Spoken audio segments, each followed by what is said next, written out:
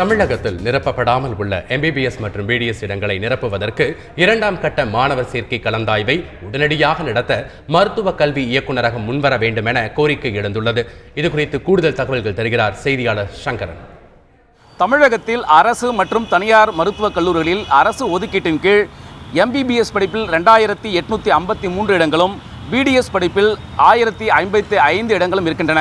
இவற்றை நிரப்புவதற்கு கடந்த ஜூன் மாதம் கடைசி வாரத்தில் நடத்தப்பட்ட கலந்தாய்வில் எம்பிபிஎஸ் படிப்பில் 2318 இடங்களும் பிடிஎஸ் படிப்பில் 85 இடங்களும் நிரப்பப்பட்டன. இன்னும் பிடிஎஸ் படிப்பில் 970 இடங்களும் எம்பிபிஎஸ் படிப்பில் 72 இடங்களும் நிரப்பப்படாமல் இருக்கின்றன. ஏற்கனவே தமிழகத்தில் கலை அறிவியல் கல்லூரிகள், மருத்துவ படிப்பு, பொறியியல் மற்றும் கால்நடை மருத்துவ படிப்பு என பல்வேறு உயர்கல்வி படிப்புகளுக்கான வகுப்புகள் துவங்கி நடைபெற்று வருகின்றன. இந்த நிலையில் இன்னும் மீதம் இருக்கக்கூடிய இந்த இடங்களை நிரப்புவதற்கு இரண்டாம் கட்ட கலந்தாய்வு தேதியை மருத்துவ கல்வி இயக்குநரகம் அறிவிக்காமல் இருப்பது குறித்து மாணவர்கள் மிகுந்த ஏமாற்றம் அடைந்திருக்கிறார்கள். இதுகுறித்து மருத்துவ கல்வி இயக்குநரக வட்டாரங்களில் விசாரித்த போது தமிழகத்தில் அகில இந்திய ஒதுக்கீட்டின் கீழ் 397 இடங்கள் இருக்கின்றன. இவற்றை இந்த இடங்களுக்கான மாணவர்களின் பட்டியலை கடந்த மாதம் 24ஆம் தேதி நடந்த நீட் தேர்வின் அடிப்படையில் தகுதியான மாணவர்களை தேர்வு செய்து சிபிஎஸ்இ தமிழகத்திற்கு அனுப்பி வைக்கும்.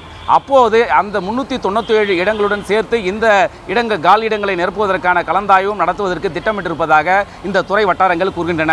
ஆனால் நீட் தேர்வு முடிவு வெளியாவதற்கு இன்னும் 2 வாரங்கள் ஆகும் எனவும் அதைத் தொடர்ந்து அவர்கள் கலந்தாய்வு நடத்தி தமிழகத்திற்கான மாணவர்கள் பட்டியலை அளிப்பதற்கு மேலும் ஒரு 20 நாட்கள் ஆகும் என எதிர்பார்க்கப்படுகிறது.